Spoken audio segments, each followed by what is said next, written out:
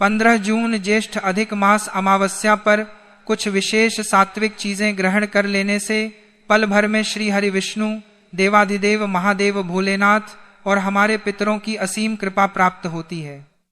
धार्मिक मान्यताओं के अनुसार ज्येष्ठ अधिक मास, जिसे पुरुषोत्तम मास भी कहा जाता है, उसकी अमावस्या वर्ष की सबसे पुण्यदायी, दुर्लभ और फलदायी तिथियों में से एक मानी जाती है।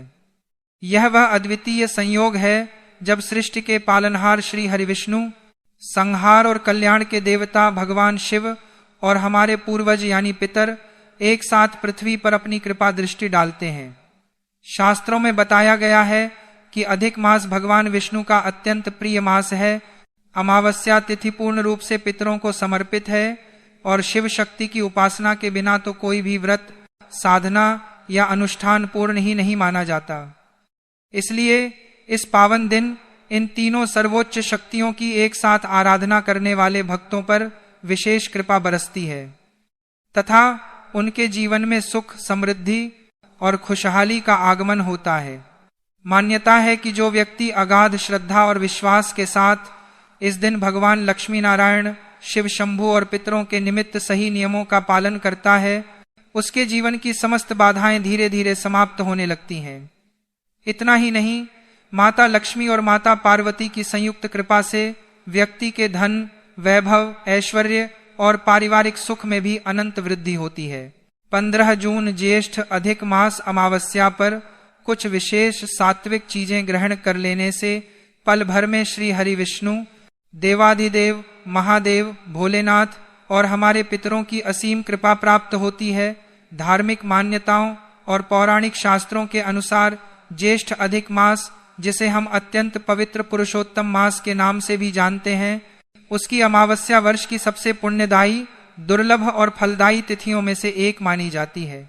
यह वह अद्वितीय और अलौकिक संयोग है जब सृष्टि के पालनहार श्री हरि विष्णु, संहार और कल्याण के अधिपति देवाधिदेव महादेव और हमारे पूर्वज यानी पितर एक साथ पृथ्वी लोक पर अपनी असीम कृपा दृष्टि डालते हैं। शास्त्रों में बड़े ही विस्तार से यह बताया गया है कि अधिक मास भगवान विष्णु का अत्यंत प्रिय मास है। कथाओं के अनुसार जब अधिक मास को मलमास कहकर हर जगह से तिरस्कृत किया जा रहा था, तब भगवान श्री हरि ने स्वयं इसे अपना सर्वश्रेष्ठ नाम पुरुषोत्तम देकर इसे सभी महीनों में सबसे श्रेष्ठ बना दिया था। वहीं दूसरी ओर अमावस्या तिथि पूर्ण रूप से पितरों के तर्पण और स्मरण को समर्पित होती है और शिव शक्ति की सर्वोच्च उपासना के बिना तो कोई भी व्रत, साधना, दान या अनुष्ठान कभी पूर्ण ही नहीं माना जाता। इसलिए इस पावन दिन इन तीनों सर्वोच्च शक्तियों की एक साथ आराधना करने वाले सच्चे भक्तों पर विशेष कृपा की वर्षा होती है तथा उनके जीवन में सुख, शांति, समृद्धि और खुशहाली का स्थायी आगमन होता है। यह परम मान्यता है कि जो भी व्यक्ति अगाध श्रद्धा और अटूट विश्वास के साथ इस दिन भगवान लक्ष्मी नारायण, शिव शंभु और अपने पितरों के निमित्त सही नियमों का पालन करता है, उसके जीवन की समस्त बाधाएं, जन्म जन्मांतर के रोग, शोक और दरिद्रता धीरे धीरे समाप्त होने लगते हैं। इतना ही नहीं, जगत जननी माता लक्ष्मी और माता पार्वती की संयुक्त कृपा से व्यक्ति के धन, वैभव, ऐश्वर्य और पारिवारिक सुख में भी अनंत वृद्धि होती है। ज्येष्ठ अधिक मास अमावस्या के पावन दिन किए गए छोटे से छोटे धार्मिक कार्य, मौन, जप और दान का भी कई हजार गुना अधिक फल प्राप्त होता है। ऐसा माना जाता है कि इस दिन भगवान विष्णु, भोलेनाथ और पितरों की कृपा प्राप्त करने के कुछ बहुत ही विशेष उपाय, खान पान के अत्यंत सूक्ष्म नियम और प्राचीन काल से चली आ रही परंपराएं हैं। हमारे सनातन धर्म के ग्रंथों और उपनिषदों में खान पान और शुद्ध आहार का सबसे अधिक महत्व बताया गया है, क्योंकि यह एक शाश्वत सत्य है कि जैसा खाए अन्न वैसा होए मन और जैसा पिए पानी वैसी बोले वाणी। यदि आप भी अपने हृदय की गहराइयों से यह चाहते हैं कि आपके घर में धन की देवी माता लक्ष्मी का स्थायी वास हो जाए, आपके परिवार पर लगा जन्मों जन्मों का पितृदोष हमेशा के लिए मिट जाए, महाकाल आपके पूरे परिवार की हर संकट से रक्षा करें और श्री हरिनारायण की विशेष कृपा आप पर अनवरत बरसती रहे, तो 15 जून की इस ज्येष्ठ अधिक मास अमावस्या के खान पान और नियमों से जुड़ी यह अत्यंत महत्वपूर्ण और दुर्लभ जानकारी केवल आपके लिए ही है। बहुत से लोग अज्ञानतावश यह सोचते हैं कि भगवान को प्रसन्न करने के लिए अत्यंत कठोर साधना, जंगलों में जाकर तपस्या या शरीर को सुखाने वाला हठ योग करना पड़ता है, लेकिन हमारे इष्ट देवताओं की करुणा और परंपरा बिल्कुल अलग है। श्री हरि विष्णु केवल तप और त्याग के नहीं बल्कि शुद्ध भाव, प्रेम और लौकिक व्यवस्था के देव हैं। वहीं हमारे भोलेनाथ तो इतने कृपालु हैं कि वे मात्र एक लोटा शुद्ध जल, एक बेलपत्र और सच्चे अश्रुपूर्ण भाव से ही प्रसन्न हो जाने वाले जगत के सबसे बड़े औघड़दानी हैं। और यदि बात हमारे पितरों की हो तो वे तो अपने ही अंश यानी अपने वंशजों से केवल श्रद्धा, स्मरण और एक अंजलि तर्पण के अभिलाषी होते हैं। अमावस्या की रात्रि और उसकी ऊर्जा शक्तिशाली होती है, इसलिए इस पावन तिथि में यदि कोई व्यक्ति केवल सही विधि से और इन तीनों शक्तियों की पसंद के अनुसार कुछ विशेष सात्विक वस्तुएं ग्रहण कर लें तो वह दैवीय ऊर्जा उसके सूक्ष्म शरीर के भीतर हमेशा के लिए स्थिर हो जाती है। जब भीतर की ऊर्जा स्थिर होती है तो मनुष्य के मन का अकारण भय समाप्त हो जाता है, उसके जीवन के महत्वपूर्ण निर्णय सकारात्मक रूप से बदलते हैं, और जब निर्णय बदलते हैं तभी धन, मान सम्मान तथा अपार सफलता का बंद मार्ग अचानक से खुल जाता है। पुराने समय में हमारे घरों के ज्ञानी बुजुर्ग अक्सर बच्चों और परिवार के सदस्यों से यह विशेष रूप से कहते थे कि अमावस्या की तिथि को कभी भी गले तक पेट भरकर मत खाना और कुछ चुनिंदा विशेष सात्विक चीजें ही ग्रहण करना। आज की आधुनिक पीढ़ी इसे शायद कोई अंधविश्वास मान ले, लेकिन यह कोई अंधविश्वास नहीं था, बल्कि इसके पीछे मनोविज्ञान, आयुर्वेद और अध्यात्म का एक अत्यंत गहरा और अद्भुत संगम छिपा था। भारी और तामसिक भोजन शरीर को हमेशा नीचे की ओर खींचता है, नाड़ियों में आलस्य भर देता है और चेतना को सुला देता है, जबकि हल्का, सुपाच्य और पवित्र आहार मनुष्य की सोई हुई चेतना को ऊपर की ओर उठाता है, जिससे उसका आज्ञा चक्र जागृत होता है। इस पवित्र दिन क्या ग्रहण करना है और क्या ग्रहण करने से बचना है, वास्तव में यही इस महान व्रत की सबसे बड़ी और असली साधना है। बिना मन की जड़ता टूटे जीवन का कोई भी दुख दूर नहीं हो सकता। आइए अब बहुत ही गहराई और विस्तार से इस बात को समझते हैं कि इस विशेष दिन श्री हरि विष्णु, देवाधिदेव महादेव और हमारे रुष्ट या तृप्त पितरों को प्रसन्न करने के लिए हमें किन किन वस्तुओं को अपने आहार में सम्मिलित करना चाहिए। सबसे पहले हम बात करेंगे बैकुंठ के स्वामी भगवान विष्णु की। भगवान विष्णु को पंचामृत और मिष्ठान अत्यंत प्रिय हैं, लेकिन हमारे पुराण स्पष्ट रूप से उद्घोष करते हैं कि बिना तुलसी दल के श्री हरि कोई भी 56 भोग या बहुमूल्य नैवेद्य स्वीकार नहीं करते। तुलसी केवल एक साधारण पौधे की पत्ती नहीं है, यह साक्षात वृंदा का स्वरूप है और मन के जन्म जन्मांतर के विकारों को शांत करने तथा सात्विकता की सर्वोच्च देवी मानी गई है। अमावस्या के दिन आप जो भी सात्विक फलाहार, दूध या भोजन ग्रहण करें, उसे खाने से पहले उसमें तुलसी का एक पत्र अवश्य डालना चाहिए। लेकिन यहाँ यह ध्यान रखना अत्यंत आवश्यक है कि एकादशी, रविवार और अमावस्या के दिन तुलसी के पौधे को स्पर्श करना या उसके पत्ते तोड़ना महापाप की श्रेणी में आता है।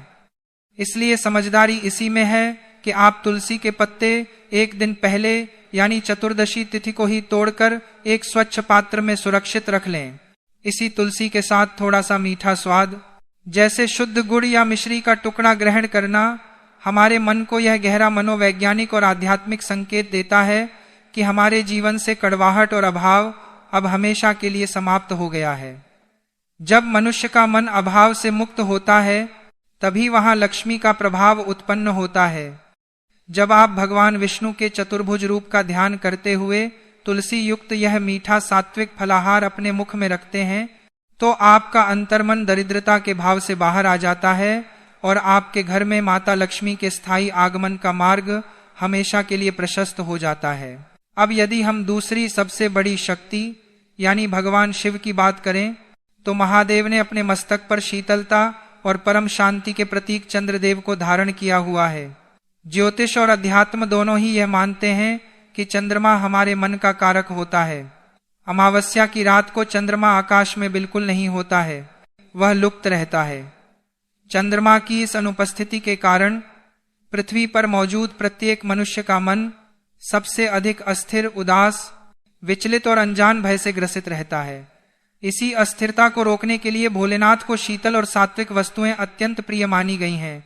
इसलिए इस दिन महादेव का शुद्ध जल से जलाभिषेक या फिर गाय के दूध से दुग्धाभिषेक करने के पश्चात प्रसाद के रूप में हल्का और शीतल तत्व ग्रहण करने की एक बहुत ही विशेष प्राचीन परंपरा रही है। महादेव की कृपा पाने के लिए आपको इस दिन गाय का कच्चा दूध, शुद्ध मखाने की खीर या फिर सात्विक सफेद फल जैसे केला, सिंघाड़ा आदि अवश्य ग्रहण करने चाहिए। सफेद रंग परम शांति और चंद्र तत्व का सीधा प्रतीक है। इसे प्रसाद समझकर ग्रहण करने से हमारे भीतर की व्याकुलता, क्रोध और विचारों की अनियंत्रित गति तुरंत शांत होती है। शांत मन ही धन का सही संग्रह करना सीखता है। जो मन अशांत है वह करोड़ों रुपए कमाकर भी उसे व्यर्थ के कार्यों या बीमारियों में गंवा देता है। परंतु जिस घर के सदस्यों में मानसिक स्थिरता आ जाती है वहां शिव कृपा से कभी भी धन धान्य की कमी नहीं होती और बरकत हमेशा बनी रहती है। इन दोनों महाशक्तियों के साथ साथ अमावस्या की तिथि पूर्ण रूप से हमारे उन पितरों को भी समर्पित है जो शरीर छोड़कर जा चुके हैं, लेकिन जिनका सूक्ष्म अंश आज भी हमारे इर्द गिर्द मौजूद रहता है। हमारे गरुड़ पुराण और अन्य धर्मशास्त्रों में काले तिल को भगवान विष्णु के पसीने से उत्पन्न हुआ अत्यंत पवित्र और चमत्कारी तत्व माना गया है। पितरों की आत्मा की शांति और तृप्ति के लिए काला तिल तीनों लोकों में सर्वोत्तम कहा गया है। पितरों के निमित्त किए जाने वाले किसी भी तर्पण, श्राद्ध या दान में काले तिल का प्रयोग अनिवार्य रूप से होता है। इसलिए इस दिन फलाहार में सूखे मेवे, मूंगफली, बादाम, काजू या मखाने जैसी चीजें ग्रहण करना अत्यंत शुभ माना जाता है। इसके पीछे का रहस्य यह है कि ये सभी वस्तुएं अपने मूल रूप में एक बीज होती हैं। साथ ही अपने पितरों को प्रसन्न करने के लिए प्रातःकाल स्नानादि के बाद एक तांबे के पात्र में सादा जल लेकर उसमें थोड़े से काले तिल, लाल पुष्प और कुशा डालकर सूर्य देव तथा दक्षिण दिशा की ओर मुख करके अपने पितरों का स्मरण करते हुए अर्घ्य अवश्य देना चाहिए। भोजन या फलाहार में इन बीज स्वरूप चीजों को ग्रहण करने का अर्थ केवल पेट भरना नहीं है, बल्कि यह ब्रह्मांड को दिया गया एक गहरा संकेत है। यह इस बात का प्रतीक है कि आज जो छोटा सा बीज हम खा रहे हैं या जो छोटा सा संकल्प हम ले रहे हैं, वह हमारे तृप्त पितरों के असीम आशीर्वाद से कल हमारे वंश, हमारे कुल की कीर्ति और धन धान्य के एक बहुत विशाल वृक्ष के रूप में फलेगा फूलेगा। पितर जब तृप्त होते हैं तो वे अपने वंशजों को असीमित आयु, विद्या, यश और बल का आशीर्वाद देकर अपने लोक को लौट जाते हैं। श्री हरि, महादेव और पितरों की यह दुर्लभ संयुक्त कृपा पाने के लिए इस दिन खान पान के कुछ बहुत कड़े और निषेधात्मक नियम भी हमारे शास्त्रों में वर्णित हैं, जिनका बिना किसी चूक के पालन करना नितांत आवश्यक है। तामसिक भोजन जैसे लहसुन, प्याज, किसी भी प्रकार का मांस, मछली, अंडे, मदिरा यानी शराब और किसी भी प्रकार का नशा जैसे गुटखा, तंबाकू या सिगरेट इस दिन पूर्णतः और सख्ती से वर्जित माना गया है। जो लोग इस परम पवित्र दिन भी अपनी जीभ के स्वाद या आदतों के गुलाम होकर ऐसा घोर तामसिक आचरण करते हैं, उनके घर से माता लक्ष्मी हमेशा के लिए रूठ कर चली जाती हैं।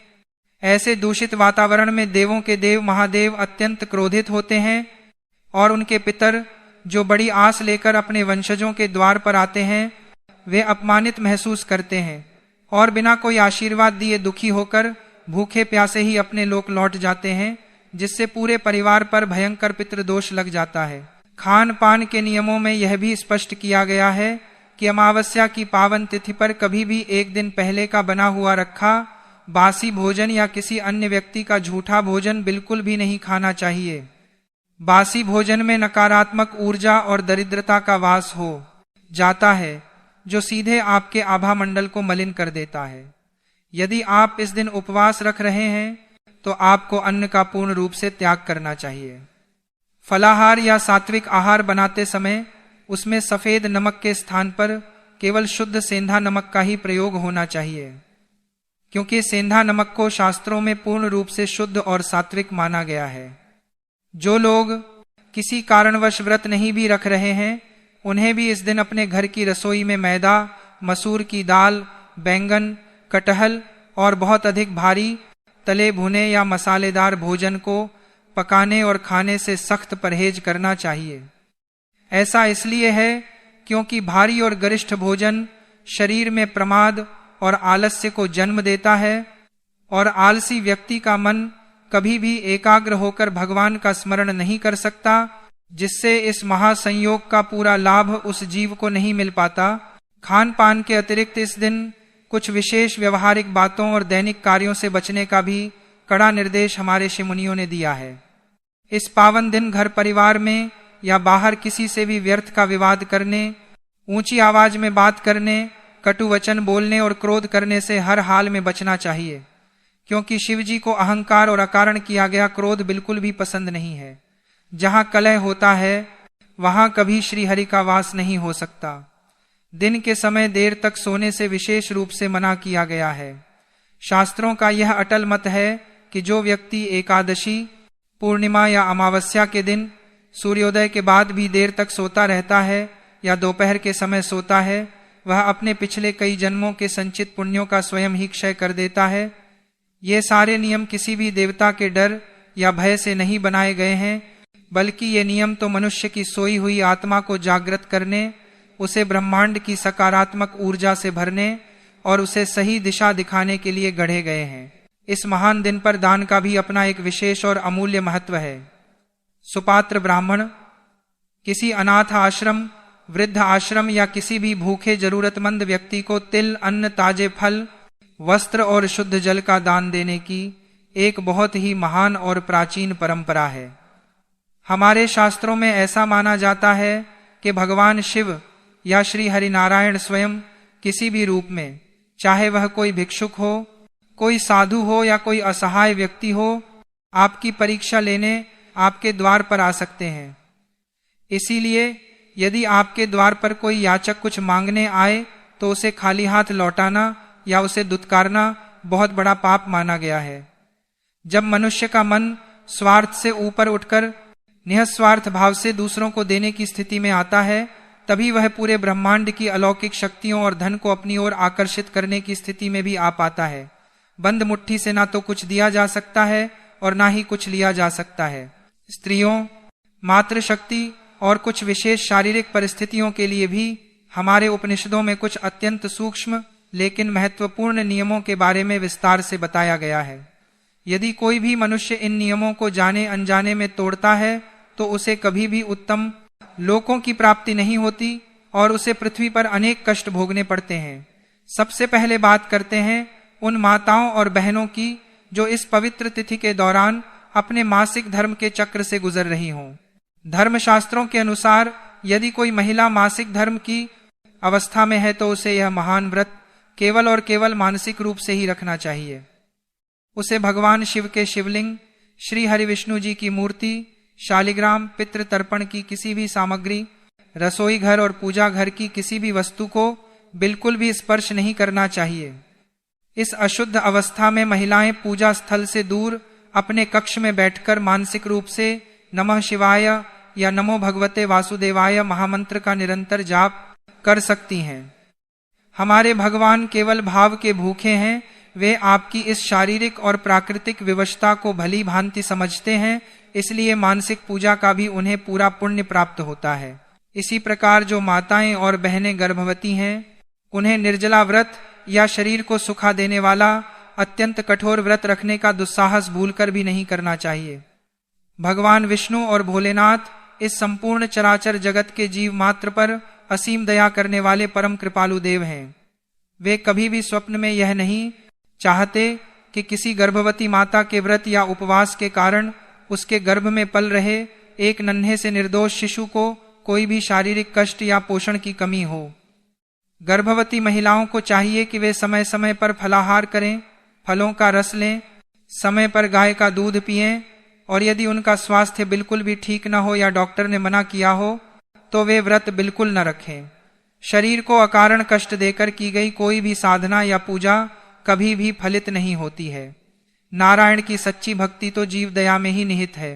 यह भी ध्यान रखने योग्य एक बहुत ही मार्मिक और सत्य बात है कि जो लोग अपने घर में हमेशा क्लेश का वातावरण बनाकर रखते हैं, अपने से बड़ों का निरादर करते हैं और विशेषकर अपने बूढ़े माता पिता का अपमान करते हैं, उनका कोई भी व्रत, उपवास या दान शिवजी, श्री हरि या उनके पितर कभी भी स्वीकार नहीं करते। क्योंकि जो निर्दयी व्यक्ति अपने जीवित माता पिता की आंखों में आंसू लाता है, उन्हें रुलाता है, उसके मृत पितर किसी भी प्रकार के भारी भरकम श्राद्ध या तर्पण से कभी भी तृप्त नहीं हो सकते।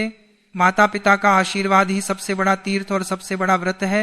सुहागिन महिलाओं के लिए भी इस दिन के नियम बहुत ही विशेष और ध्यान देने योग्य हैं।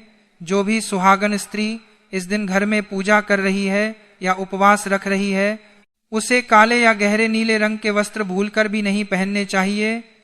भारतीय संस्कृति में काले रंग को शोक, निराशा और नकारात्मकता का प्रतीक माना जाता है। इसके स्थान पर लाल, पीले, गुलाबी या नारंगी रंग के शुभ वस्त्र धारण करने चाहिए, जो सौभाग्य और प्रसन्नता का प्रतीक हैं। सुहागन महिलाओं को इस दिन भूलकर भी अपनी मांग में लगाने वाला सिंदूर, आंखों का काजल, हाथों की मेहंदी या अन्य कोई भी सुहाग की सामग्री किसी अन्य महिला के साथ बांटनी या शेयर नहीं करनी चाहिए। इसके साथ ही इस पावन दिन सुहाग के सामान का दान करने से भी बचना चाहिए। सुहाग सामग्री का दान हमेशा अमावस्या की यह काली रात बीत जाने के बाद अगले दिन सूर्योदय होने पर ही शुभ माना जाता है। यह भी माना जाता है कि इस पावन तिथि पर सुहागन महिलाओं को अपने मायके से आया हुआ कोई भी नया वस्त्र, धन, उपहार या मिठाई बिल्कुल भी ग्रहण नहीं करनी चाहिए और ना ही इस विशेष दिन अपने मायके जाने की भूल करनी चाहिए। उपवास खोलने यानी जिसे हम व्रत का पारण करना कहते हैं, उसके भी अपने कुछ विशिष्ट और वैज्ञानिक नियम हैं। जो भक्त पूरे दिन का कठिन व्रत रखते हैं, उन्हें व्रत खोलने के समय अचानक बहुत भारी या बहुत अधिक गरिष्ठ भोजन बिल्कुल नहीं करना चाहिए। खाली पेट में अचानक भारी अन्न जाने से जठराग्नि कमजोर हो जाती है और शरीर अस्वस्थ हो सकता है। पारण की शुभ शुरुआत हमेशा सादे जल, तुलसी दल युक्त भगवान के चरणामृत या फिर महादेव पर चढ़ाए गए बेलपत्र के पास रखे गए अत्यंत शीतल और पवित्र जल के आचमन से करनी चाहिए। इसके साथ कोई हल्का सात्विक फल जैसे पपीता या सेब खाना चाहिए, ताकि आपका शरीर धीरे धीरे प्राकृतिक आहार को स्वीकार करने के लिए सुचारू रूप से तैयार हो सके। पारण के समय और भोजन करते समय मन में किसी के प्रति क्रोध करना, कटु वचन बोलना, घर में झगड़ा करना या अपने मन में यह अहंकार लाना कि मैंने आज बहुत बड़ा तप किया है, यह मनुष्य की बहुत बड़ी भूल मानी जाती है। ऐसा करने से व्रत का सारा संचित पुण्य उसी क्षण नष्ट हो जाता है। जीवन में अचानक आने वाले आर्थिक संकटों से बचने, चमत्कारिक बदलाव महसूस करने और धन धान्य की अपार वृद्धि के लिए ज्येष्ठ अधिक मास अमावस्या की सांध्य काल की पूजा के समय एक अत्यंत ही अचूक उपाय हमारे सिद्ध संतों द्वारा बताया गया है। इस दिन श्री हरि लक्ष्मी नारायण के सम्मुख एक साफ पीले रंग के कपड़े पर 5 पीली कौड़ियां, 5 अभिमंत्रित गोमती चक्र और एक शुद्ध चांदी का सिक्का रखना चाहिए। इसके पश्चात धूप दीप जलाकर माता लक्ष्मी के सिद्ध मंत्र श्री हरि श्री कमले कमलालये प्रसीद प्रसीद श्री हरि श्री महालक्ष्मी नमः का कम से कम 108 बार पूरे भक्ति भाव से जाप करना चाहिए। जाप पूर्ण होने के बाद अगले दिन प्रातः काल उस पीले कपड़े की एक छोटी सी पोटली बनाकर उसे अत्यंत सम्मान के साथ अपनी तिजोरी या उस स्थान पर रख देना चाहिए जहां आप अपना धन या आभूषण रखते हैं। आप देखेंगे कि कुछ ही समय में आपके घर में धन के आगमन के नए मार्ग खुलने लगेंगे और बरकत कई गुना बढ़ जाएगी। इसके साथ ही घर की बरसों पुरानी नकारात्मक ऊर्जा, बुरी नजर और पितृदोष से उत्पन्न होने वाली बीमारियों को जड़ से नष्ट करने के लिए रात्रि के समय महादेव का और अपने पितरों का स्मरण करते हुए एक छोटा सा उपाय अवश्य करें। एक मिट्टी के छोटे से पात्र या दीपक में शुद्ध भीमसेनी कपूर और 2 फूल वाली साबुत लौंग रखकर उसे प्रज्वलित करें। जब वह जलने लगे तो उसका वह पवित्र और सुगंधित धुआं अपने घर के हर एक कमरे, रसोई, आंगन और विशेषकर अपने घर के मुख्य द्वार पर अवश्य दिखाएं। यह कपूर और लौंग की अग्नि वातावरण में मौजूद हर प्रकार की अशुद्धियों और नकारात्मक शक्तियों को भस्म कर देती है और घर में एक दिव्य शांति का संचार करती है।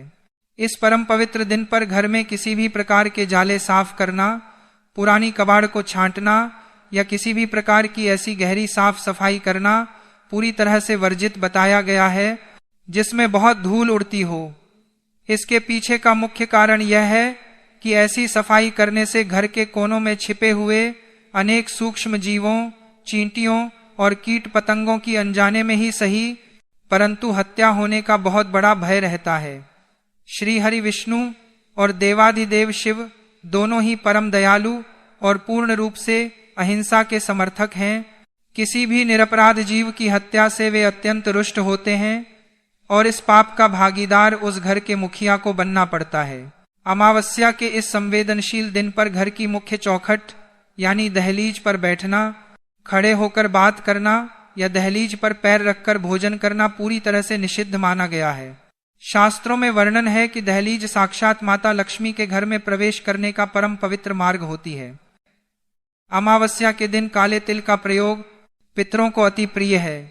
यह उपाय आपके जीवन से कर्ज और पितृदोष के बड़े से बड़े पहाड़ को भी मिट्टी में मिला देगा। दूसरा महा उपाय घर में सुख, शांति और रोगों से मुक्ति के लिए है। यदि आपके घर में हमेशा क्लेश रहता है और बीमारियों ने डेरा डाल रखा है तो इस अमावस्या के दिन गौ माता को हरा चारा और विशेष रूप से कुछ मीठे पीले फल जैसे केला या पका हुआ आम खिलाएं। गौ माता को फल खिलाने के बाद पूरे भक्ति भाव से उनकी 3 बार परिक्रमा अवश्य करें और परिक्रमा करते हुए उनके पिछले भाग जहां ब्रह्मा जी का वास होता है को स्पर्श करके प्रणाम करें और गौ माता के चरणों की थोड़ी सी धूल उठाकर अपने और अपने परिवार के सभी सदस्यों के मस्तक पर लगाएं। यह गोधूली साक्षात भस्म के समान है जो आपके जीवन की सभी नकारात्मक शक्तियों और नजर दोष को उसी क्षण नष्ट कर देगी। तीसरा अत्यंत गुप्त उपाय नौकरी और व्यापार में तरक्की के लिए है। यदि आपका व्यापार ठप पड़ गया है, ग्राहकों का आना बंद हो गया है या नौकरी में तरक्की रुक गई है तो इस दुर्लभ सोमवती अमावस्या के दिन शाम के समय एक तांबे के लोटे में शुद्ध जल लें, उसमें थोड़ा सा गुड़, काले तिल और सफेद पुष्प डाल लें। इस जल को किसी शांत स्थान पर खड़ी गौ माता के खुरों यानी चरणों के पास बहुत ही आदर पूर्वक अर्पित करें और उनसे अपनी तरक्की की प्रार्थना करें। इसके पश्चात उसी शाम को सूर्यास्त के बाद गोधूली बेला में किसी भी पुराने पीपल के वृक्ष के नीचे गाय के शुद्ध घी या तिल के तेल का एक दीपक अवश्य प्रज्वलित करें। सोमवती अमावस्या के दिन पीपल की जड़ में साक्षात भगवान विष्णु, माता लक्ष्मी और पितरों का वास माना गया है। दीपक जलाते समय ओम नमो भगवते वासुदेवाय मंत्र का 108 बार जाप करें। यह अत्यंत गुप्त उपाय आपके जीवन से भयंकर दरिद्रता के जाल को पूरी तरह से काट देगा। रुका हुआ धन वापस आने लगेगा और व्यापार में आप नई ऊंचाइयां छुएंगे। धन संचय और लक्ष्मी आकर्षण का एक और नया और अचूक उपाय ध्यान से सुनिए। 30 सालों बाद आई सोमवती अमावस्या की इस अंधियारी और पवित्र रात्रि में तंत्र मंत्र और उपाय सबसे अधिक सिद्ध होते हैं। रात्रि के समय एक लाल रंग का सूती धागा या पूजा वाला कलावा लें। इसके साथ 5 पीली कौड़ियां और एक गोमती चक्र लें। अपने घर के मंदिर में भगवान विष्णु और माता लक्ष्मी के चित्र या मूर्ति के समक्ष गाय के शुद्ध घी का एक बड़ा दीपक जलाएं। उस लाल धागे, कौड़ियों और गोमती चक्र को माता लक्ष्मी के श्री चरणों में स्पर्श कराएं और इस सिद्ध लक्ष्मी मंत्र का 108 बार पूरे विश्वास के साथ जाप करें। ओम श्री ह्रीं श्रीं कमले कमलालये प्रसीद प्रसीद महालक्ष्मी नमः। जाप के बाद सभी सामग्री को एक लाल कपड़े में बांधकर अपनी तिजोरी में या अपने व्यापारिक गल्ले में सुरक्षित रख लें। भक्तों, विश्वास मानिए, यह महा उपाय आपकी किस्मत के बंद ताले हमेशा के लिए खोल देगा और आपके घर में धन के आगमन के नए और अप्रत्याशित मार्ग प्रशस्त करेगा। भक्तों, अधिक मास की इस सोमवती अमावस्या पर केवल उपाय करना ही पर्याप्त नहीं है, बल्कि कुछ भयंकर गलतियों से बचना भी सबसे अधिक जरूरी है। गौ माता को भोजन कराते समय इस बात का विशेष और कड़ाई से ध्यान रखें कि उन्हें भूलकर भी कोई झूठा, बासी, सड़ा गला या अपवित्र भोजन बिल्कुल ना दें। कई बार लोग अनजाने में प्लास्टिक की थैली सहित भोजन दे देते हैं। यह गौ हत्या के समान पाप माना गया है। इसके साथ ही अमावस्या के दिन घर में भूलकर भी तामसिक भोजन जैसे मांस, मदिरा, लहसुन या प्याज का प्रयोग नहीं होना चाहिए। शास्त्रों में स्पष्ट लिखा है कि अमावस्या के दिन तामसिक भोजन करना घोर और अक्षम्य पाप है, जो सीधे नरक की ओर ले जाता है और पितरों को रुष्ट कर देता है। घर की महिलाओं और पुरुषों को अमावस्या के दिन बाल नहीं धोने चाहिए, साबुन का प्रयोग नहीं करना चाहिए और किसी को भी नाखून या बाल नहीं काटने चाहिए। दिन में या गोधूली बेला में सोना बिल्कुल वर्जित है। पूर्ण ब्रह्मचर्य का पालन करें और किसी भी जीव का अपमान न करें। विशेषकर घर आए किसी असहाय या भिक्षुक को खाली हाथ न लौटाएं, क्योंकि अमावस्या के दिन पितर किसी भी रूप में आपके द्वार पर आ सकते हैं। शिव शक्ति टीवी के इस वीडियो में बताई गई इन सभी वैदिक बातों को बड़े ही ध्यानपूर्वक अपने जीवन में उतारें और गौ माता के इन सिद्ध उपायों को पूर्ण श्रद्धा से करें। इस बार 15 जून 2026 की ज्येष्ठ अधिक मास की सोमवती अमावस्या पर जो दुर्लभ और महान योग बन रहे हैं, उससे आपको अपने जीवन में अपार धन, सुख और शांति की निश्चित प्राप्ति होगी। भक्तों, इस पावन व्रत की तिथि और विधि भी जान लीजिए ताकि साधना पूर्ण फल दे सके। इस वर्ष ज्येष्ठ अधिक मास की सोमवती अमावस्या का महाव्रत और पितृ कार्य 15 जून को संपन्न किया जाएगा। सोमवती अमावस्या पर व्रत का उद्देश्य केवल भूखा रहना नहीं है, बल्कि विचारों और शरीर की शुद्धता है। शिव शक्ति टीवी के माध्यम से आइए विस्तार से जानते हैं कि इस दिन यदि आप व्यापार या नौकरी में लगातार घाटा सह रहे हैं तो आपको क्या करना चाहिए। अमावस्या के पवित्र दिन सूर्यास्त के समय एक लाल रंग का सूती धागा कलावा लें। भगवान विष्णु और माता लक्ष्मी के समक्ष गाय के शुद्ध घी का एक दीपक जलाएं। उस लाल धागे को माता लक्ष्मी के चरणों में स्पर्श कराएं और ओम लक्ष्मी वासुदेवाय नमः मंत्र का 108 बार एक माला जाप करें। जाप के बाद उस धागे को अपनी तिजोरी में, व्यापारिक गल्ले में या अपने पर्स में रख लें। अब इसी 15 जून के दिन से एक नियम बना लें कि अगले 20 दिनों तक लगातार प्रतिदिन सुबह स्नान के बाद एक तांबे के लोटे में शुद्ध जल लें। उसमें याद से चुटकी भर हल्दी, थोड़ा सा गुड़ और 11 दाने साबुत लाल मसूर की दाल के डालें। हल्दी का प्रयोग केवल इस उपाय के लिए जल में करना है, भोजन में नहीं। इस जल को ओम नमो भगवते वासुदेवाय मंत्र का जाप करते हुए किसी भी पुराने पीपल के वृक्ष की जड़ में अर्पित करें। रविवार के दिन जल ना चढ़ाएं, उसकी जगह अगले दिन कर लें, लेकिन गिनती 20 दिनों की पूरी करें।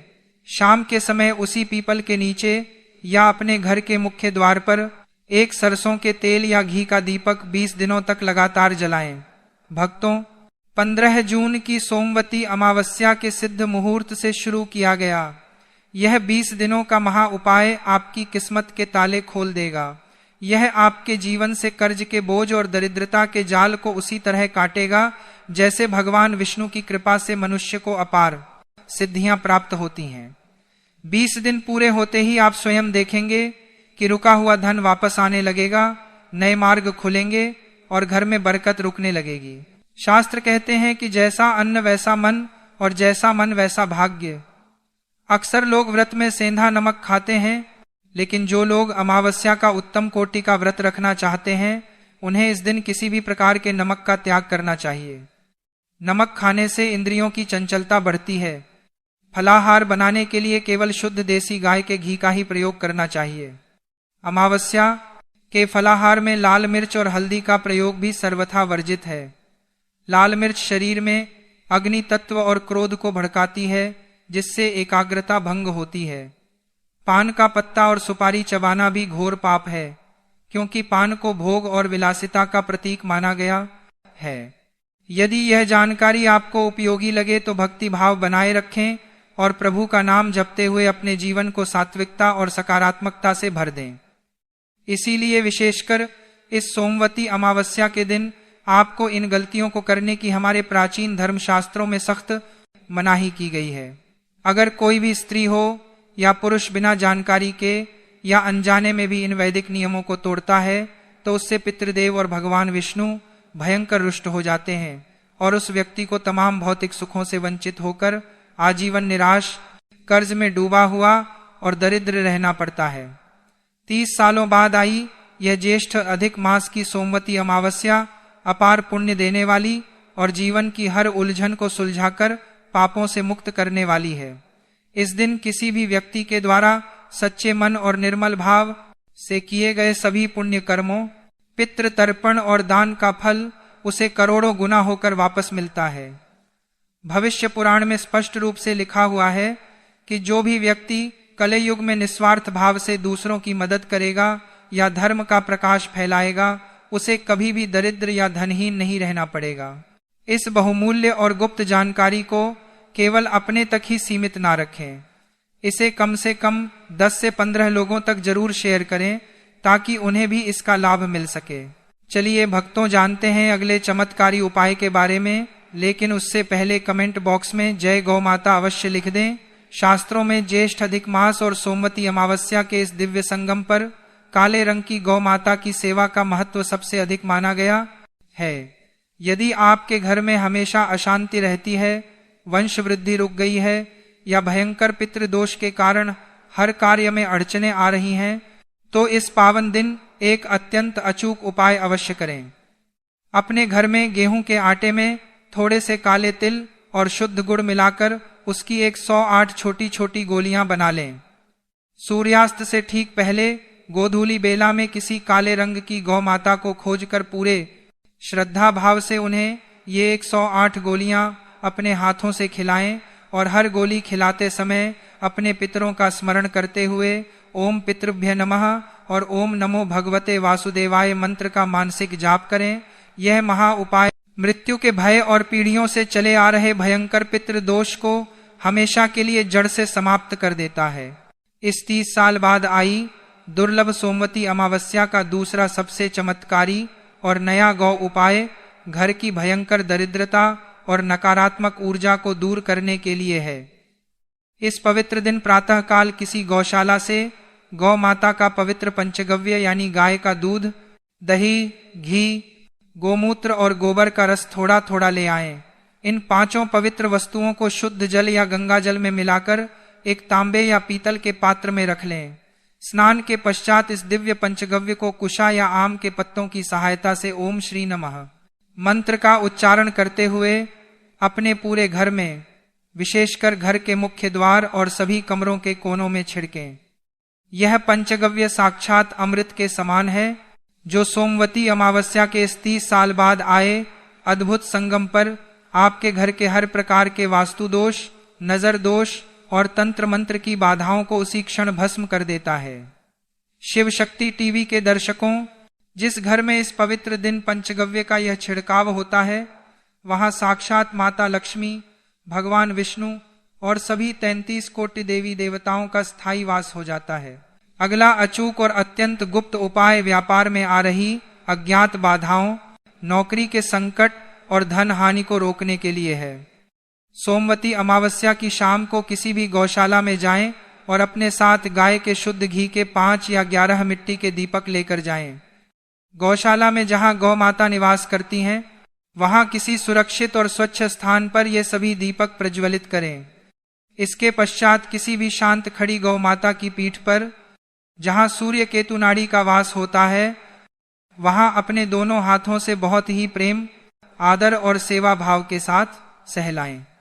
गौ माता की पीठ को सहलाते हुए मन ही मन अपनी आर्थिक परेशानी या जीवन का कोई भी बड़ा संकट गौ माता के कान में कह दें और उनके चरणों की रज अपने माथे पर लगा लें। शास्त्रों में स्पष्ट रूप से बताया गया है कि 30 वर्षों बाद आए इस दुर्लभ अधिक मास की सोमवती अमावस्या के संगम पर गौशाला में किया गया यह शुद्ध घी का दीपदान और गौ माता का पवित्र स्पर्श आपके भाग्य के सोए हुए ग्रहों को तुरंत जागृत कर देता है। गौ माता की असीम कृपा से पितृलोक में आपके पूर्वजों को अत्यंत शांति प्राप्त होती है और उनके आशीर्वाद से आपकी जीवन रूपी नया हर बड़े तूफान, संकट और आर्थिक तंगी से हमेशा के लिए पार लग जाती है। इन अचूक गौ उपायों को पूर्ण श्रद्धा और विश्वास के साथ करने से